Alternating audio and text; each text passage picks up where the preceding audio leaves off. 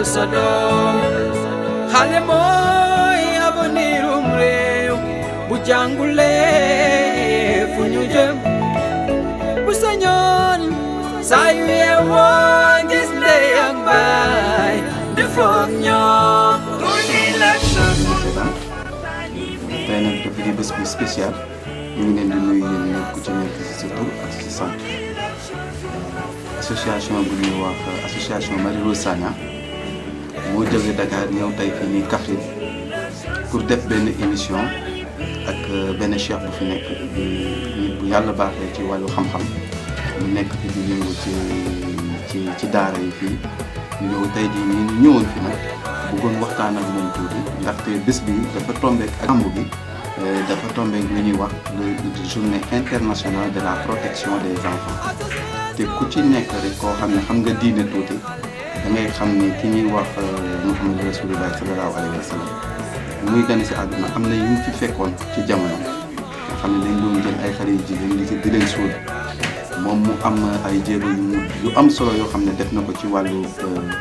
diine surtout ci wàllu àq ak yelleefu xale doomu aadama rawatina xale. moo tax nag comme que Sénégal bés bi nit ñi dafa mel ni ñu ngi déglu sax dafa mel ni faraatal luñ ko tuuti parce que boo xoolee information yi jaar ci télé bi nit ñi waxuñu ci lu bëri. association Marie Rose Sagna nag ak association Babacar Benita ñoom dañu décidé ni bés bi dañ koy marqué ni ñu koy marqué mooy dinañ gis benn kilifa boo xam ne buñ képp ku ko xam dañ ko def ko xam ci jàngale ak dimbali néew di doole ak xale yi fexe ba seen àq ak seen yelleef ñu sàmmal présenté boo demee ci état civil ñu ngi koy woowee Abdoulaye Wilane waaye ñun ñu ngi koy woowee Cheikh Abdoul Barhama zaimul jamiyatul nasril ilmi wa tarbiyatil awala mu nekk enseignant ci wàllu arabe première expérience bu mu am mu ngi ko def ci Ngundi à 4 kilomètres de Kaffrine bii nag mu ngi fi ñëw le 20 août 1997 muy la première nuit du Cheikh à Kaffrine bu mu fi ñëw mu ngi fi tàmbale ak 22 écoles en 1987 yoo xam ne c'est déjà dafa am agrément wu état affaire yi évolué na ba nga xam ne am na fi benn lu ñuy wax benn institut franco-arabe bu Medina Baye mu def ko aussi en 1987 ci Medina Baye fii nii Kaffrine tey fu may wax ak ne yéen ñii am na plus de 538 écoles yoo xam ne c'est réparti entre le Sénégal la Gambie la Guinée et la Guinée-Conakry 538 écoles yooyu boo ko xaymaa am na ci un total de 34 622 élèves yoo xam ne 18 326 yi ay soxna nañ ay jigéen lañ nga gis léegi pourcentage bi boo ko xoolee da ngay gis ni pratiquement 50% ay jigéen lañ mooy lu am solo ci wàllu jàngale diine bi mu am tamit ci biir élèves yooyu ñoo xam ne laaju ñu leen dara te moom ci boppam moo jël en charge seen njàng ñu koy woowee si nasaraan ay boursiers lim boobu toll ci 1021 boursiers yoo xam ne moom moo leen jël en charge yamul foofu am na benn corps professoral boo xam ne ça fait 659 enseignants ci biir 659 enseignants yooyu am na 146 femmes li ci des ci 627 professeurs yi moom ci boppam moo leen formé. dafa am ñu ngi ay orphelins yoo xam ne dañu nekk ak moom fii nii lu toll ci limu 348 yoo xam ne recensé nañ leen ci école yi moom it dafa am benn pàcc boo xam ne daf ko ciy liggéey ci wàllu fexe ba xale yi duñ leen gis ñi nekk ci réew mi di yalwaan wala yu demee noonu moo tax di nga gis 1700 élèves yoo xam ne seen restauration ak seen hébergement yëpp moom moo ko jël en charge dans le site de Medina Baye Kaffrine institut bu mu nekk ça fait partie des 4 instituts yoo xam ne c'est reconnu au Sénégal et les professeurs sont sollicités tout le temps pour l'organisation des examens nationaux de franco-arabe surtout pour le bac. On a vu aussi que ni malgré conditions parce que tey jii nii peut-être que demuñu ci daara yi mais xam nañ ni daaram yu bëri ci conditions yu difficiles lay jàngale waaye terewul am na benn reconnaissance nationale bi nga état Sénégal bi da koy jiitewoo ci mbir yu bëri yu tegu ci wàllu njàngub xale yi ci wàllu franco-arabe ak diine. tamit dinañ ci àndal keneen ku ñuy wax André boo xam ne c'est un gendarme qui est à la retraite moom tamit il est ici au Sénégal et il a une expérience de plus de 7 ans dans le cadre effectivement de la protection de l'enfance avec une association dont il est le président qu'on appelle l'association Babacar Benita. André moom moo toog ne la effectivement depuis sa retraite mu ngi fii nii Sénégal yëngu sur la protection de l'enfance étant gendarme aussi da ci doon yëngu biir France ci wàllu veuve yi ak orphelins yi ak xale yi en général durant toute sa mission à la gendarmerie. mais lu ci gën a am solo mooy André tamit dañ ko xamee ci wàllu yëngu ci xale yi ba nga xam ne dafa am benn projet boo xam ne moom moo ko initié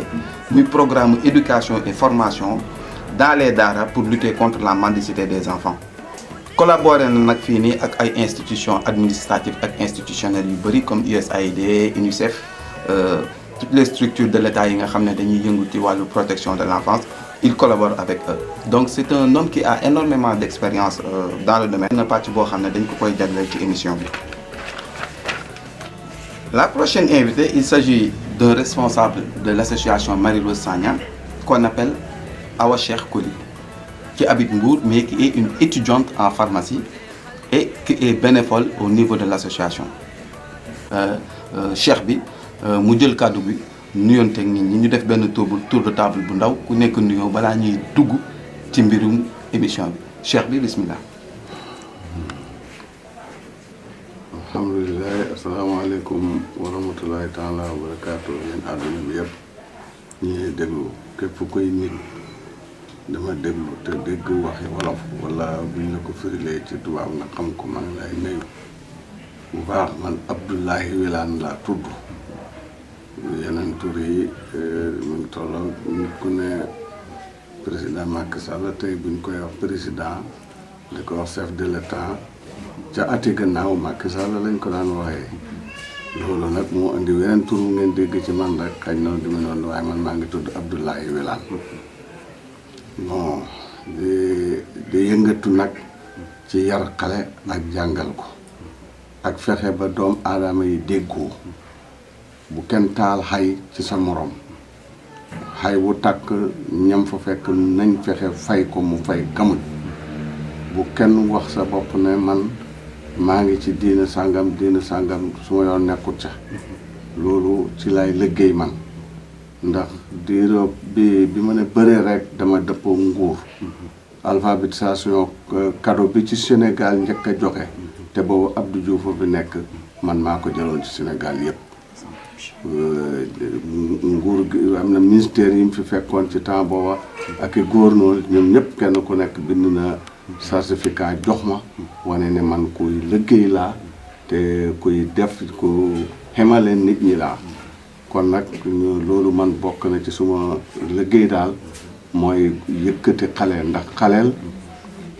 bi dinaa ñëw daf ko fekkoon ñu daaneel ko moom moo ñëw yëkkati ko jox ko ndax booba nit buy xale comme mbaam yi la rek ci sën bi xanaa moom mooy dox mooy màggal boppam xam ne lii suma ci continuer do mu jox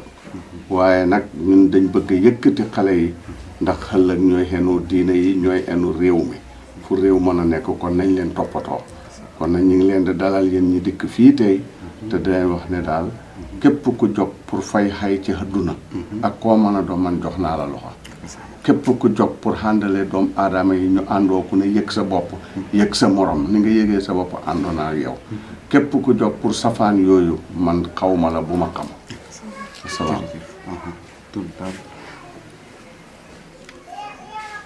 Voilà, nous allons laisser maintenant la parole à monsieur André. Je m'appelle monsieur Lambert. Je suis au Sénégal depuis 2012. Et depuis 2012, je cherche des solutions pour ne plus voir les enfants mendier dans la rue, pour pouvoir leur donner une éducation et une existence comme tous les enfants devraient avoir ici et ailleurs. Donc j'ai essayé plusieurs actions qui malheureusement n'ont pas été suivies d'effet par manque de moyens par manque également de personnel, de volontaires que j'attendais et qui viennent nous aider. Je voudrais féliciter ici Cher de ce qu'il fait. Je l'ai lu ici et je vois que nous avons exactement le même combat et que nous voulons aller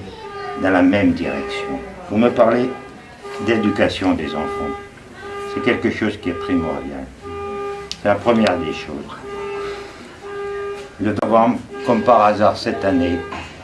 c'était la journée internationale des droits de l'enfant. Quelle coïncidence. Alors mettons cette coïncidence, je dirais, en avant pour essayer de sensibiliser un maximum de personnes pour que ces enfants, pour que ces orphelins, que pour toute cette couche de population,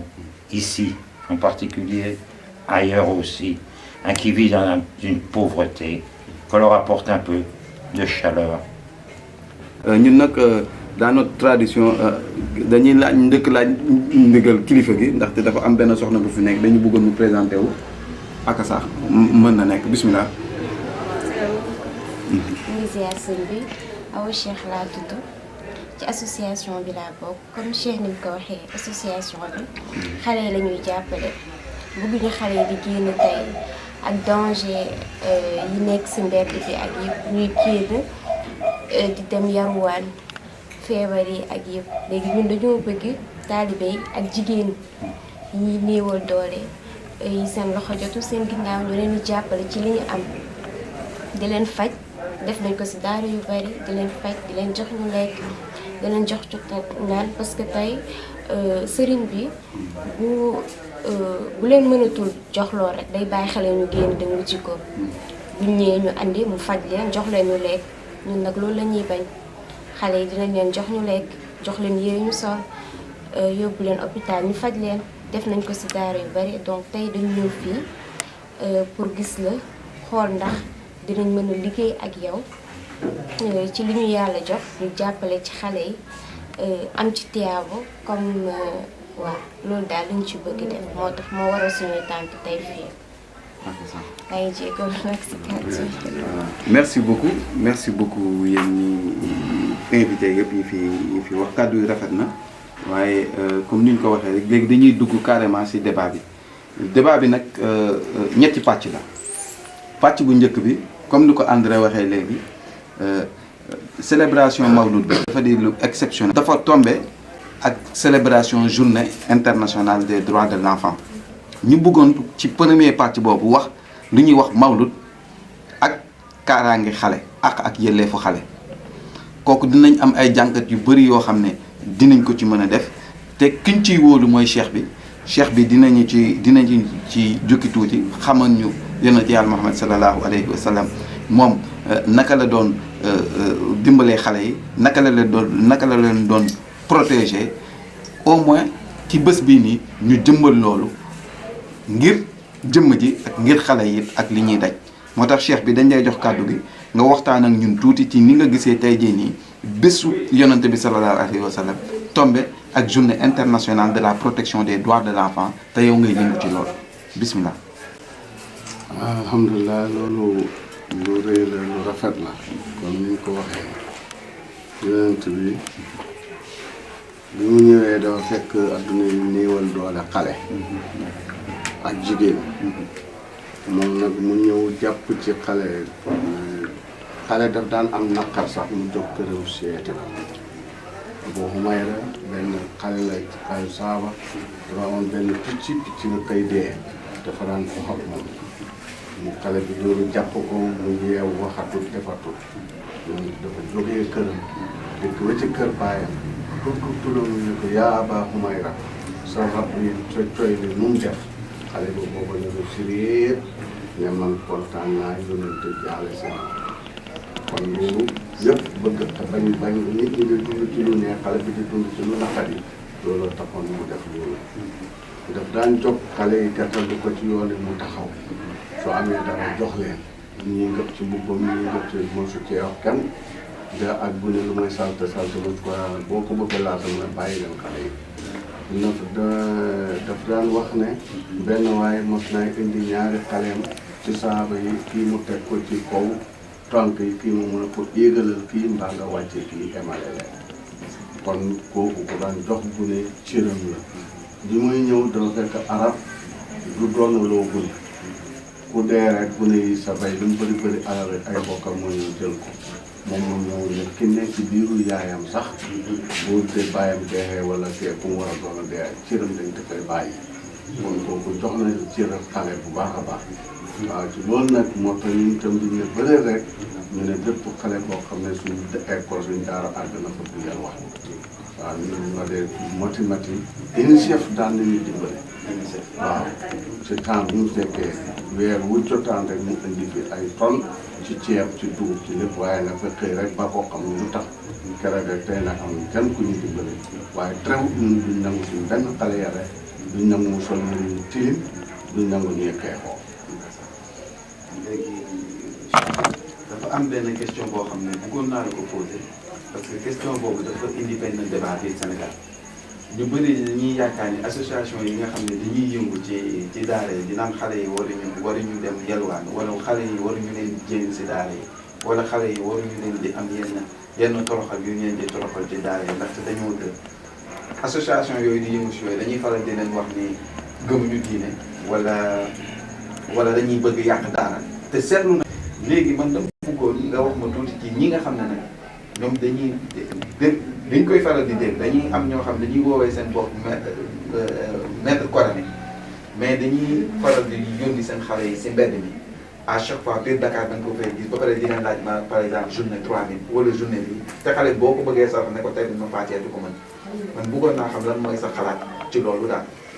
waaw man bu école de bëgg a ubbi damay dajale jàngalekat yëpp commencé leen li ñuy jàngale bokk na ci may la xale bi dana neex xel bi muy ñëw waaye yow ci sa jikku xale bi mujj na xalekat lu koy waral yii xale bi su fekkee ne dana ko demal uti xaalis kooku mokkal dara dootu nekk ci xol bi nu mooy def ba am xaalis rek mooy nekk ci xel bu fekkee rawatina nag su ko indi gut ñu dóor ko mbaa ñu toroxal ko mën na koy indi mu sàcc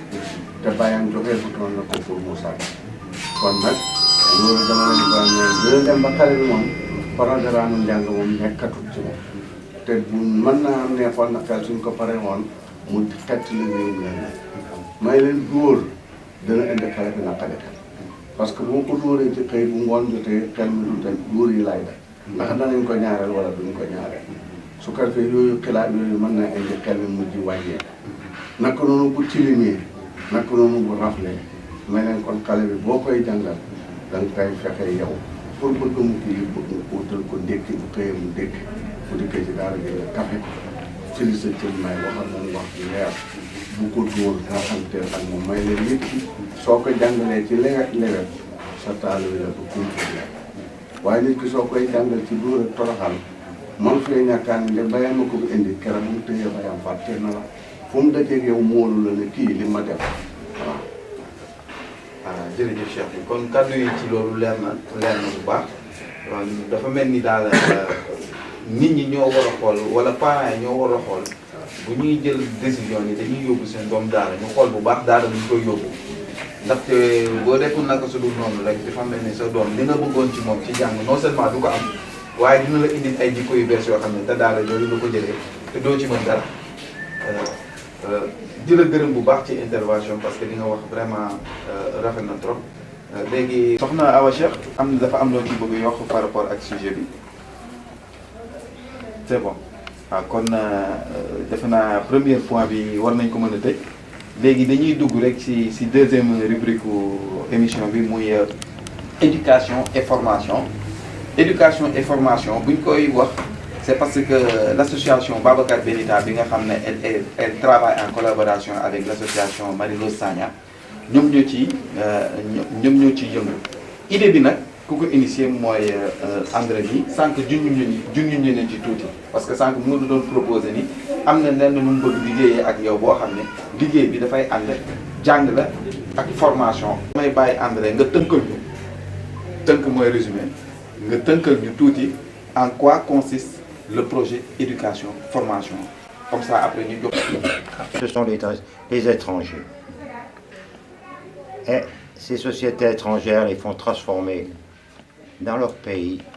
et vous les renvoient dans des très jolis sachets ici au Sénégal et on vous les vend à des prix très forts. Alors ce que je propose est très simple avec vous, c'est de tout simplement transformer ces arachides ici. Ça se fait déjà. Vous avez les mamans qui préparent les arachides, qui vont les vendre sur les trottoirs le soir pour essayer de gagner 2000 francs pour pouvoir subvenir au lendemain. Donc ces mamans, on va leur demander de nous préparer ces arachides. Elles vont nous les préparer, elles vont être payées, elles vont avoir un salaire en fonction du nombre de kilos qu'elles nous auront préparés. Avec, je dirais, un salaire qui sera limité à 80 000 francs par famille. Et ensuite, une fois que tout cela sera préparé, que ce soit les cajous, que ce soit les arachides, eh bien, nous allons tout simplement prendre des personnes handicapées. Parce que les personnes handicapées, elles ont le droit de travailler. Elles sont orphelines aussi quelque part. Donc on va leur donner, elles vont le mettre dans les sachets. Et pareil, ils recevront une fiche de salaire. Ils seront inscrits à la CMU. Et ils gagneront un peu d'argent. On les verra plus dans la rue, comme je les ai vus, place de l'Indépendance, pour certains, ramper par terre. C'est pas une belle image pour le Sénégal, pour un étranger qui vient en vacances au Sénégal. li mu lay expliquer nii moom moo waraloon ñu ne éducation ak formation loolu moo ko waraloon daal parce que dafa ne jàng bi bu ñu jàngalee xale yi ba noppi moom dafa ne dafa am benn projet boo xam ne dafay am benn pàcc boo xam ne mbay la mbay moom mbir yi nañ ciy bay li ci mel ni gerte lu ci mel ni gerte ah lu ci mel ni naamaraas cere mën na ci bokk maïs mën na ci bokk mboq mën na ci bokk mbir yu bëri daal mën na ci bokk yoo xam dañ koy bay ba noppi transformer ko c'est-à-dire soppi ko def ko par exemple sànqal wala sunguf ciy nekk ñu def ko ci ay sachets yu rafet bu boobaa bi ñu ko defee ci ay sachets yu rafet ñi koy distribuer dafay doon ñi nekk ci daara yi ak ñi nga xam ne dañuy yalwaan au lieu ñi ñëw kii bés bu nekk temps lii boo ko ñëwee nga teg ko sa wet nga ne ñu bind si pour jàppale xale yi la nit dina ñëw xool may la benn téeméer ba pare mu lii nii mu jënd ci njëgu 5000 rien que rek pour jàppale xale yi parce que moom day ngay comprendre lii nii xam nga ñu ngi ci bind chaîne de solidarité mooy benn buumu jokkalante chaîne de solidarité moom lañ ci bind léegi moom projet bii nii ci wàllu formation bi moom la bëgg initier fii nii d'ailleurs ñun tam ñu d'accord ci association pour liggéey ci ak moom am na waxula ko mais am na ay partenaires yoo xam ne pare nañu pour may ñu semence et c'est un appel aussi que je fais à ces partenaires là yi nga xam ne ils ont envie de nous accompagner dans le projet lu ñuy wax projet éducation formation comme ni ko André expliqué pour que ñu mën a xam ni kii di handicapé bi nekk si mbedd mi à part yalwaan mën na am loo xam ne bu ko jaayee non seulement dina ci am benn pàcc bi ñi ko jox mën nañ ko jëriñoo te ñi ko jox ñooñu ci daara ji nañ soqee ko ñoom ñoo béy ñoom ñoo soq ñoom ñoo wal ñoo bojj ñoo def seeni mbuus ñoo distribuer par exemple yow sachet bu nekk yow mii nga xam ne da ngay yalwaan par exemple sachet bu nekk buñ koy jaayee 250 yow sachet boo jaay am nga ci par exemple fukki 100 francs 150 bi daara ja moo koy jëlaat daara ji bu ko jëlee ci loolu lay mën a sukkandiku pour lépp li nga xam ne daf ko soxla ci biir kër gi mu mën ko matee moom loolu mooy projet am voilà loolu mooy xam naa dama lay bàyyi rek yow nga wax ci sa xalaat Cheikh bi bismillah nit ki daal li yonent waxoon ne bu fekkee du addisit wax dana ñëw ñu ne yonent ko wax fekk keneen a ko wax waaye su boobaa dañuy seet fi mu waxee su fekkee fi mu waxee fu jëriñ ñëpp la mën nañ cee jël tuddaaleekum hadis ba ba ñuy gisee lu wét lu xam ne yonent wax jërëjëf ci loolu nag yonent fa ne liggéeyal sa àdduna ba mel ne duutaa dee te itam benn saaba dafa ñëw ci yonent ne ko man suma alal ji yëpp dama ko bëgg a jox ni loo joxe ci yoonu yàlla yëpp mu ne ko déedéet mu ne ko kon ma xaaj gën wàll gi joxe ko mu ne ko déedéet mu ne ko kon ma xaaj ko ñett xaaj joxe ko li si dem wàll ko mu ne ko waaw waaye diw sàngam pour nga bàyyi liggéey am wàcc café sa njaboot gi bu ëllëgee ñu sukkandiku ci loola duñ dem ci kenn naan ko dimbale ma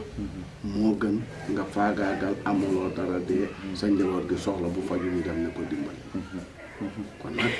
loolu day taxawaay loolu nit ki daal fépp foo xam ne su fa taxawee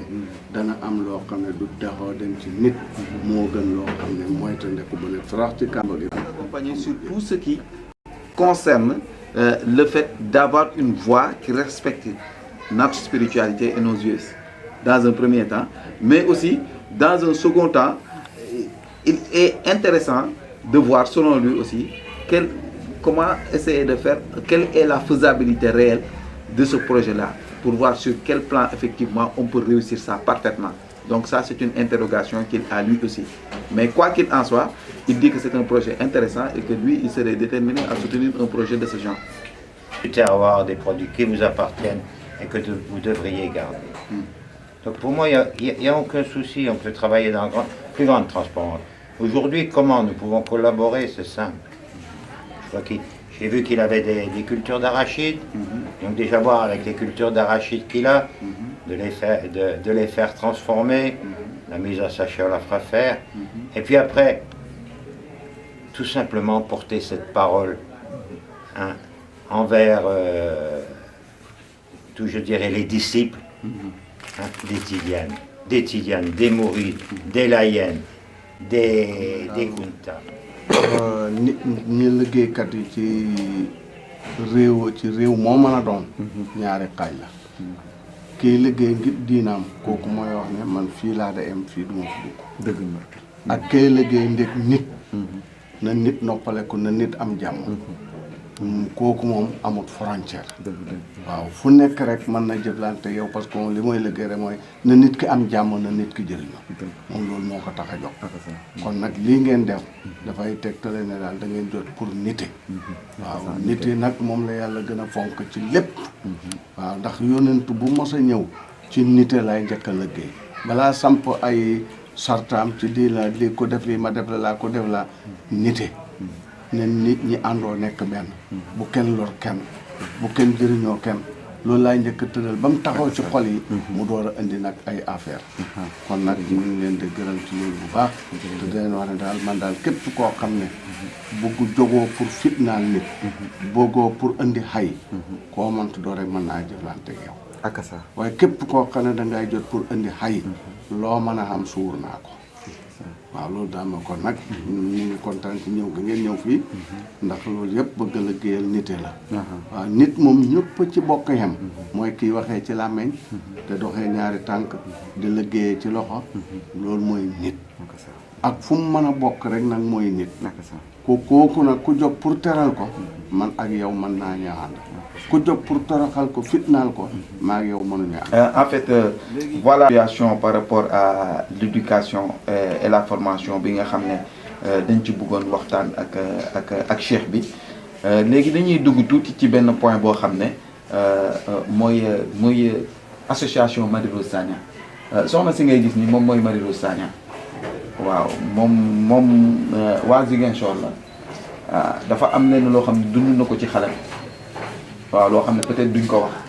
waaye daal am na ay mbir ay jaar-jaar yoo xam ne jaar na ci ba moom dafa décider comme quoi que ni moom lu mu dund dama muy nekk xale bëggul beneen xale dund ci daal maanaam moo tax nag mu créer association bi pour bépp xale boo xam ne dama soxla ndimbal rek mu nekk ci ñun ci loolu la ñu nekk di liggéey ak moom am na benn centre boo xam ne mu ngi nekk Ziguinchor centre orphelin la boo xam ne ay orphelin ñoo fa nekk yàggul tuuti à chaque fois ñun ñoo leen di aider ci mbir yu bëri ci wàllu lu ñuy dundee et tout am na yenn mission yoo xam ne man maa ko doxal sama bopp man nii di wax ak yow yoo xam ne ay nit ñoo xam ne dañu soxla woon ñu jël leen en charge ci yenn hôpital yi ñu am feebar bu metti xamuñu ñu ñuy def amuñu ku leen di dimbali ay mbir yu bëri yoo xam ne daal association bi mu ngi koy liggéey ñu ngi liggéey tamit ak daara yi mais daara yi ñun dafa am ay choix yu ñu ci def du ñu liggéey ak daara joo xam ne yow da ngay yalwaan doo sax say xale di leen dóor ak leen jéng ñun sequñu ak ñooñu ak association Marie Rose Sagna si loolu lay yëngu depuis un bon bout de temps ñu ngi un peu partout nag au Sénégal muy Dakar di Kaolack di Kédougou vraiment dëkk yooyu yëpp Ziguinchor dafa am ay activités yu bëri yoo xam ne dañ ko fay mën a mais lépp ci wàllu social la ak dimbali daara yi ak xale yi ak yenn néew du doole yi nga xam ne mënuñu yóbbu seen doomu hôpital ñu jël ko en charge suñu bopp. loolu daal mooy association Marie Rose Sagna léegi dañ lay bàyyi kàddu gi rek nga wax ñu loo xalaat ci mbir moom. kàddu gi ma ci njëkk a dégg rek mooy li nga wax ne mu ne moom jaar na ci ay méttit mooy nekk xale. méttit yooyu nag dafa bëgg beneen xale bu mu ci jaar. loolu lu am maanaa la suñ sëriñ Baye Niass daf ñuy wax ne li tax yonent bi indi koor mooy bëgg nit ki am yërmande parce que boo maree ba tëxa naan nga mos méttitu mar ëllëg soo yoree ndox sa mbokk nit dikk na la may ma ndox may ko daanle parce que da nga xelaat fa nga tollu woon kër mu ne boo xiifee xiif bi métti ci yow mu ne bu ëllëgee boo amee ñam sa mbokk nit jógee koo fële dikk na la ñam laa bëgg sa xel daj fa nga ne woon may ko ci li nga xamee dana yomb lool kon nag kooku lim tëddal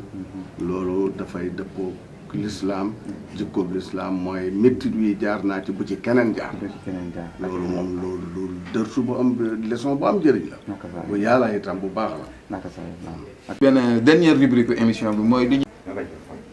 léegi question ouverte mooy dañuy ibbi laaj yi te bu ñuy ibbi laaj yi xam naa ci yow ni ñuy tàmbalee te man mi personnellement am na benn laaj boo xam ne dama la ko bëggoon laaj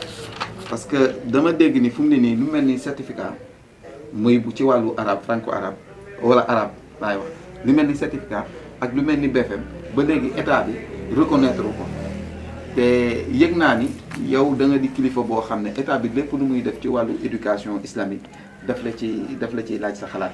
ma dégg ni fu mu ne nii am na ay nit ay kilifa yoo xam ne dañu waxtaan ak ñoom pour ñu am lu ñu bind pour fexe ba li nga xam ne mooy certificat ak BFM ñu mën ko agréé xale yi di mën a def examen yooyu en arabe pour mën a am diplôme comme dans l'enseignement général daal ma bëggoon xam effectivement loolu nu mu demee noonu. waaw mbooloo mi nga xam ne ñoom ñoo daje woon. waxtaan ne nañ fekkee arab xam docteur kii baccalauréat boo xam ne day walaabal. voilà comme ni baccalauréat français walaabalee. mbooloo moomu bañ koy dox. kilifa yañ demoon man ca laa gis ba xool ñu dem président bi ak ministère bi ànd nangul ñu. mbooloo moom nag ñoo dellu daje aat ne. guru daal lépp neex te baax moo gën lii sànkaran lii baax kon ndax boo ko mëntu ñàkkaay ekkati ngay def la bon mën nga koy ekkati ba mu jeex ñu ne comme gouvernement bi nangul nañu bac nañ doxaatu mu nangul ñu certificat ak brevet nangul ñu ko mu walaabal ci réew mi comme ne la ñu tànn te ay kilifa yoo xam ne ne kenn ku nekk na bind lettre ministère bi ne ko maa ngi lay ñaan lii ñoom nag ñu door a jóg man ci ñañ tànnoon ma bind leetar ca laa bokkoon suma leetar dem akasa waaw kon lii dafay firndeel rek lu ñu doon wax mooy reconnaissance bi nga xam ne état bi yow jox na la ko ci wàllu Pastef bi nga àndal ci liggéey bi ngay def ci daara yi ñu nit ñu ngi la ciy remercier bu baax association Marie Rose Sagna ak Babacar Benita dañ ciy kontaan ndax on va laisser la parole à André comme ça par rapport aux questions ouvertes s'il a une question spéciale à poser au cheikh ou bien une question ouverte aux internautes qui nous regardent actuellement et aux téléspectateurs qui nous regardent, on vous laisse la parole André pour ça.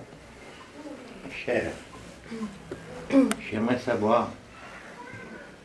si demain vous seriez prêt à accueillir dans vos daras en pension des enfants que nous aurons cherchés, que nous aurons retirés de la rue, et si vous êtes prêt